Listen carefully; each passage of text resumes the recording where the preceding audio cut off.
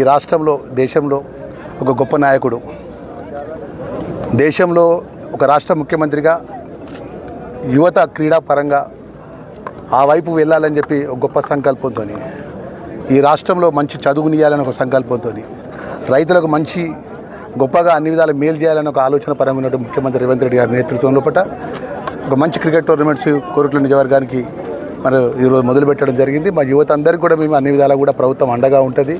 మరి ఈరోజు ఈ జిల్లాకు ఈ ప్రాంతానికి సంబంధించిన క్రీడా మైదానానికి విషయంలో కూడా మరి నరసింహరావు గారు మా దృష్టికి తీసుకొచ్చినారు.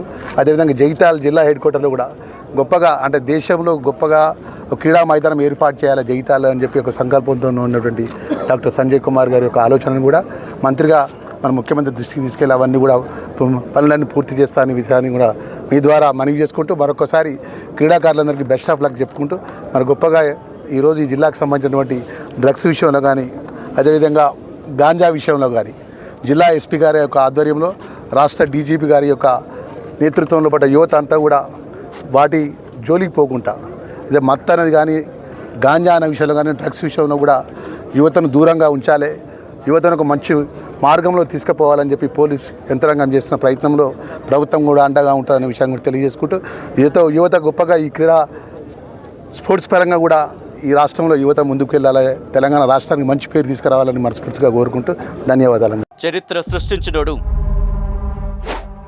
ఇప్పుడు ఆ చరిత్రని తిరగరాయబోతున్నాడు. అబద్ధాల గోడల్ని బద్దలు కొట్టి నిజాలను రాగా మీ ముందుంచబోతున్నాడు. నిజమైన వార్తల కోసం వెంటనే డౌన్లోడ్ చేసుకోండి రా యాప్ని.